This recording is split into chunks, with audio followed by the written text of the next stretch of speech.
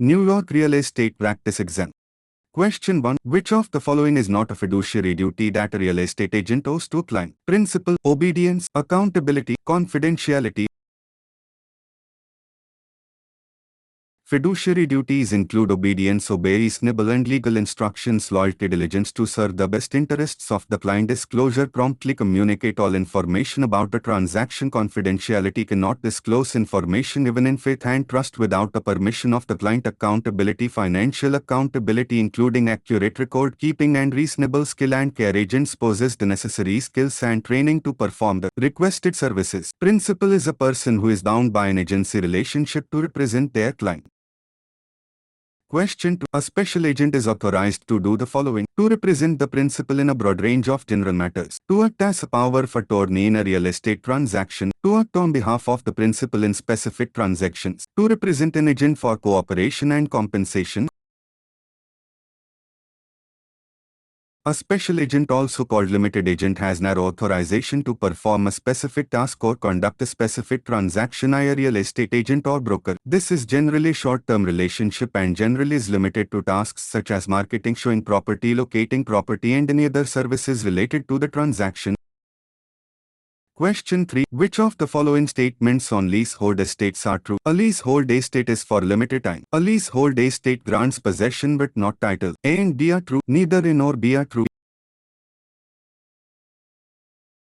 A leasehold estate grants temporary right of possession to a property without title for a defined amount of time. The title stays with the landlord. The owner of leasehold estate is lessee or tenant and has exclusive right of use.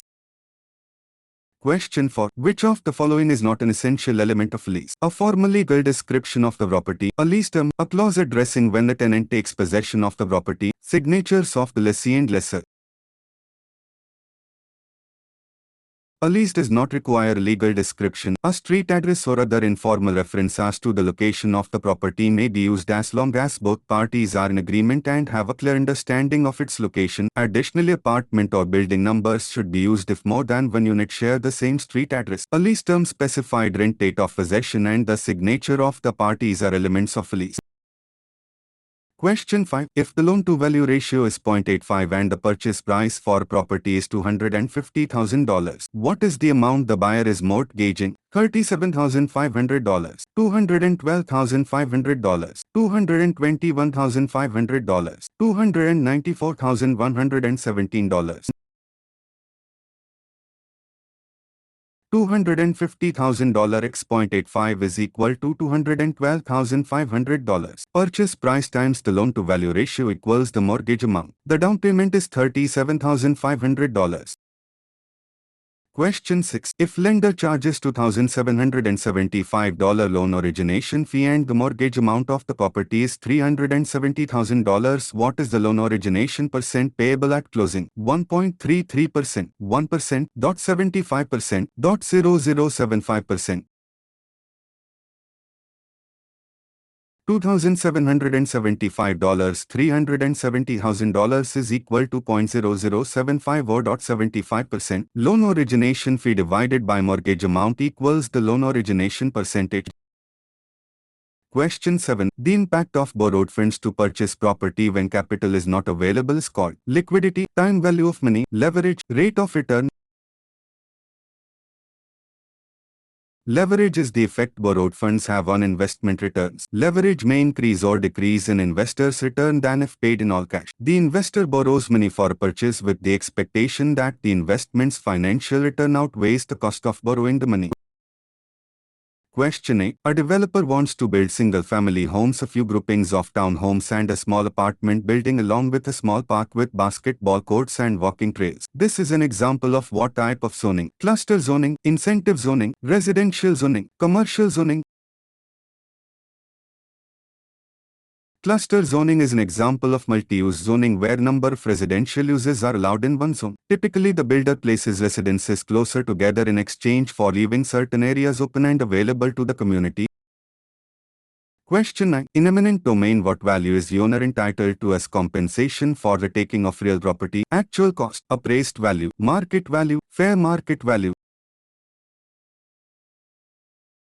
Eminent domain is the government's constitutional or statutory power to take private property for the public use. The property owner is paid the fair market value (FMV) of the property. FMV is basically the price that a buyer with reasonable knowledge of the asset would pay under conditions where the buyer is acting in his or her own self-interest without undue influence and with sufficient time to complete the transaction. Market value is simply the price shown in a listing and does not take into account other market factors. The appraised value is only the opinion of one appraiser. To determine FMV, typically the owner and the government will negotiate and attempt to arrive at an agreement of sale. However, in the event a value is not agreed to, the parties will typically call expert witnesses at trial to testify to the FMV based on a number of factors such as the size of the property, the accessibility of the property, zoning, level of development, and current or potential use. Different valuation approaches can be used to determine FMV, for example, market approach, income approach, and cost approach.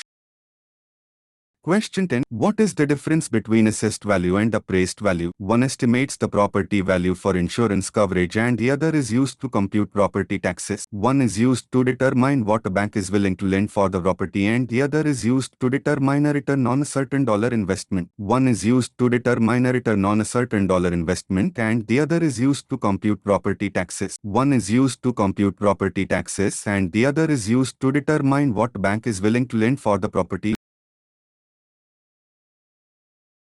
Assessed value is a dollar amount of worth determined by town, city or village assessor which is applied to a local tax rate to calculate the amount of real property tax. Assessed value is documented in local tax records and is reviewed every 1 to 2 years by the municipality. Appraised value is an estimate of value of a property at a given time for a specific purpose used to determine value is sufficient to secure payment of a mortgage loan. Appraised value is documented in Uniform Residential Appraisal Report (URA).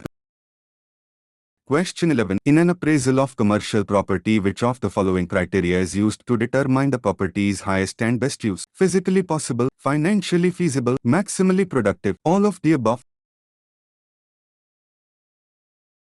Highest and best use refers to the use of the land that reserves its usefulness, provides the greatest income and results in the highest property value. This is particularly important with commercial properties. Evaluating what is legally allowable, physically possible, maximally productive, and financially feasible are all tests that must be considered.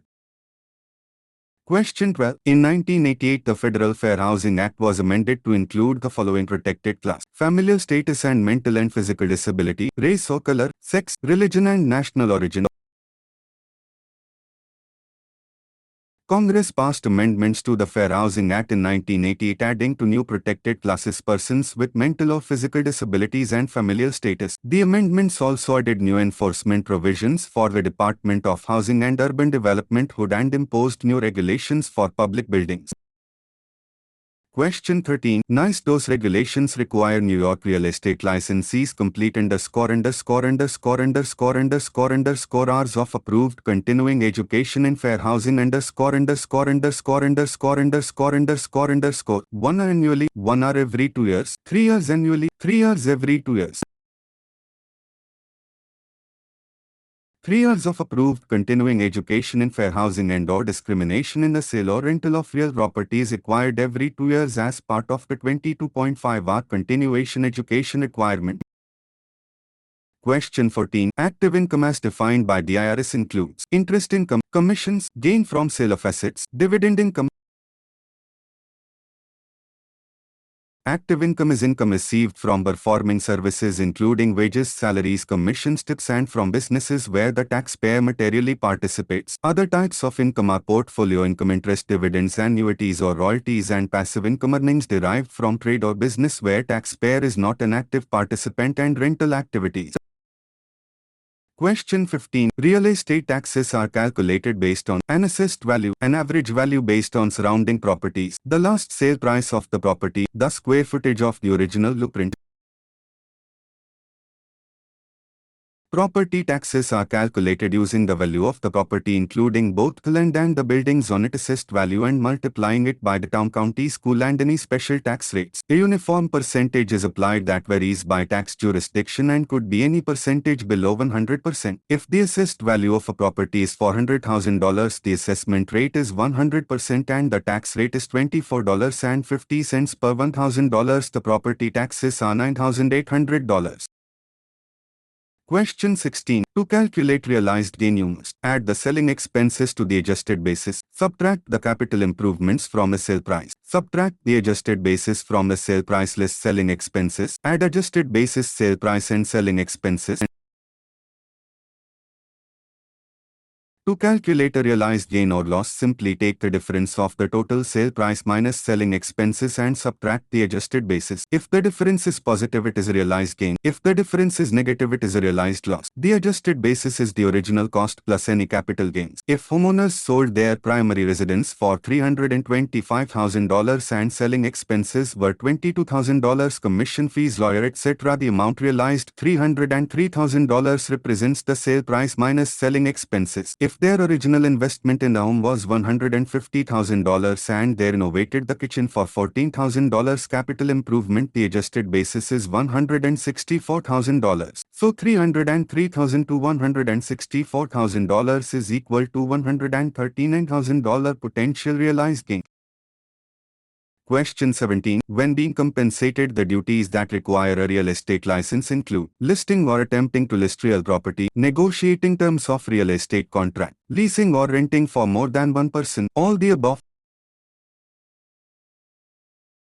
A real estate license is required to carry out a real estate transaction for another person for compensation. Property owners can engage in a real estate transaction on their own behalf without license. Also exempt from licensure requirements are attorneys licensed to practice law in New York, public officers performing official duties, persons acting under court order, trustees, guardians or executors, tenants associations and non-profits, NYC only, and employees such as building superintendents.